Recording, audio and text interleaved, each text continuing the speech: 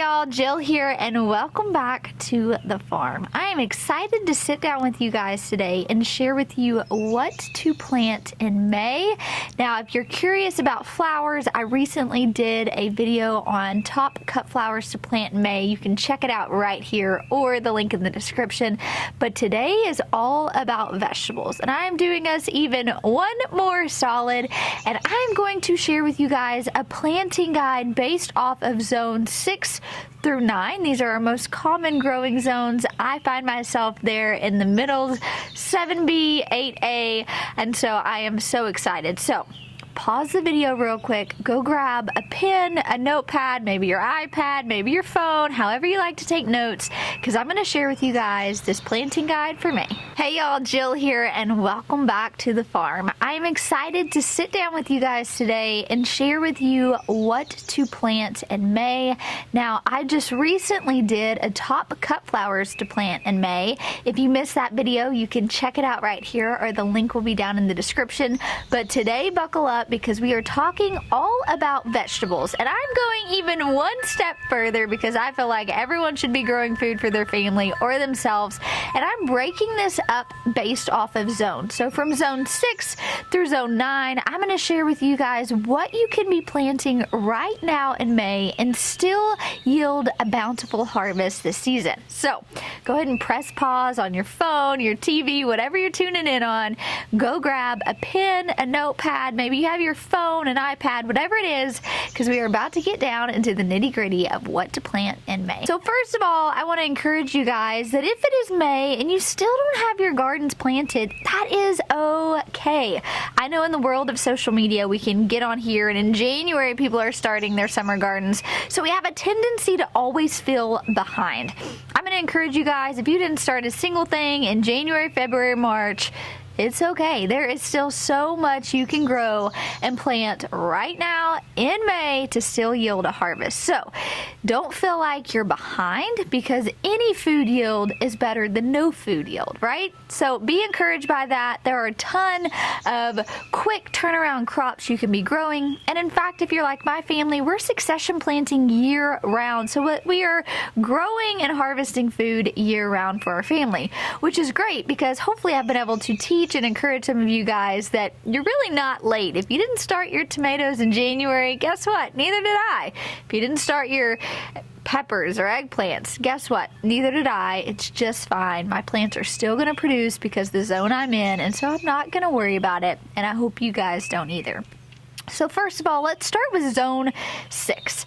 Here are some of the things I recommend still being able to plant in the ground in May if you are in this. So let me back up a couple steps. Maybe you tuned into this video and you say, I have no idea what growing zone I'm in. Maybe you're a new gardener. Maybe you're an aspiring gardener thinking, hey, I've never grown a garden before, but maybe this video will change my mind and then I could actually grow some stuff in my backyard this year. Well, 1, you totally can. But 2, get on Google, do a quick Google search based off of your zip code. The Farmer's Almanac is a great resource, but you can literally go to Google and type in growing zone based off of this zip code. Insert your zip code and it will tell you, so that way you have a clear idea. This is really important though if you are wanting to grow food.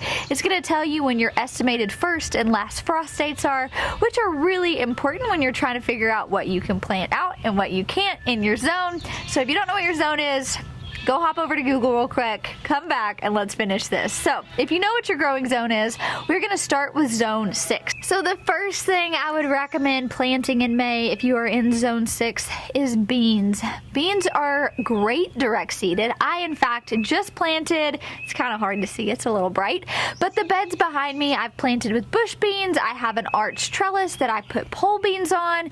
They're so great. They're easy direct seeded. They're one of those easy things that I recommend people grow. So whether you're looking for just fresh eating for dinner, or maybe you are wanting to preserve, beans are super easy to grow, and you can continue to grow them up until the frost. They are not frost hardy, so be mindful of that.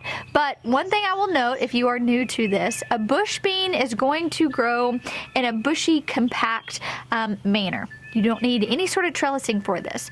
But a pole bean is something that needs trellis and support. So if you are thinking about buying beans to put in your garden, make sure you're reading the seed packet to figure out if it's a pole bean or a bush bean, and know that if you choose a pole bean, while it is beautiful on an arch trellis, you are going to need to figure out some sort of way to support that. So maybe bush beans might be a better, easier option for you. Another thing you can be planting in May if you're in zone 6 is your root veggies. So think about radish, carrots, beets. There are still plenty of time to direct seed these things in, especially radish. You can be getting continuous harvest off of radish because radishes are mature in about 30 days. So that's great. So for us, we're really kind of pushing the limits, even though we're a bit hotter in zone 7B. But all those root veggies, you're still safe to plant right now in May. Also be thinking about those spring greens, right? So we've got our lettuce, our spinach, our kale. These are great things that you can direct seed in the garden right now. You will have plenty enough time to yield harvest off of them before it is getting too hot and bolting. I do encourage you though, if you're growing any sort of spring green, just be mindful of varieties. If you do a quick Google search, or maybe you look at the growing information when you're purchasing these, there are those varieties that are more heat tolerant, and I do recommend you go for those varieties. So for us here, we really push the limits on how long we can grow greens here in our high tunnels, and so we're able to do that because we're choosing those varieties that can withstand a little bit more heat versus the ones that are more common to grow in the fall. But again, any sort of kale, spinach, greens, you are fair game. Get those planted today. And then we can't forget about one of my favorite things to grow, and that is the cucumber. Cucumbers are great direct seeded. You are going to need some sort of support and trellising for them, but we do multiple successions of cucumbers. It's one of those things you're never really too late to plant cucumbers because they do germinate so fast. They're usually really fast to put on fruit you can start harvesting from. And so it is not too late to be planting those cucumbers for fresh eating. Maybe you want to preserve some pickles. We use a lot of them in juicing. So cucumbers better make your list. And I should have mentioned this one with the bean, but it's not too late to plant snap peas. Again, snap peas you are going to need to provide some sort of trellising for, so it might not be an option that you want to go with, but it is something that you still have time to plant in the ground in May. I don't personally grow these in my garden because they have a tendency to bring all the squash bugs and vine borers with them, but summer squash is definitely fair game on what you can be planting in your gardens right now. So that's squash, zucchinis, patty pans, things like that. They are going to grow very quickly. I would just also tell you guys to be mindful if you choose to grow these in your gardens, because I have not talked to any gardener who has not dealt with, squash bugs, and they can be really invasive. So be mindful of that if you choose to. Now let's move into my zone, zone 7. So again, they just recently changed growing zones. They're telling me that we're 8A, but I still don't believe it. So I am convinced I'm still in zone 7B, and there are a lot of things we can be planting right now in my zone. So much like zone 6, I can still plant those beans, the bush beans, pole beans, any sort of snap peas. All of that is fair game. And in fact, like I mentioned, the beans I just got out, I just sowed a week or two ago. I'm actually sowing beans in my high tunnel today, so there are plenty enough time to be planting beans in our zone, and we're going to continue to plant multiple successions of those. And then again, root vegetables are still okay to be direct seeding. In fact, last week I went in and I actually planted out my second succession of carrots and beets. Now I might be harvesting these a little bit smaller as it starts to get hotter, but that's okay because we actually really love small baby beets roasted.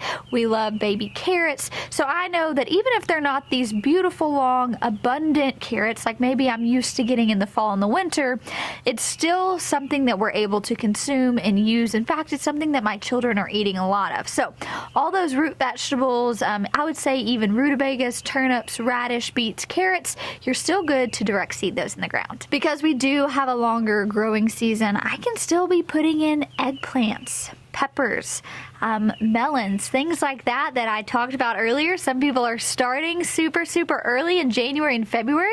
While you can, and it is going to give you a head start on your season, those things, especially like the peppers and the eggplants and the tomatoes, they're not really starting to set fruit and thrive until it is ridiculously hot. So I tend to always wait a little bit later because I know that they're going to pick up speed and start producing a ton the hotter that it gets. So even though we're in May and I'm still getting successions out the door, I'm not worried about it because I know it's going to be just fine. Now you could direct seed those tomatoes and those eggplants and those peppers. However, these are more commonly started and transplanted out. But still, if you're just doing that in May, you're still technically not behind. Like I mentioned, although I am not growing these summer squashes, I can be planting these in May in my zone, and I can also still be planting corn in my zone. These are things that we just do not grow here. Corn takes up a lot of space. It's a lot cheaper to buy it from a farmer in bulk, which is what we do. We also don't consume a lot of corn as there's not, a whole lot of nutritional value in that crop.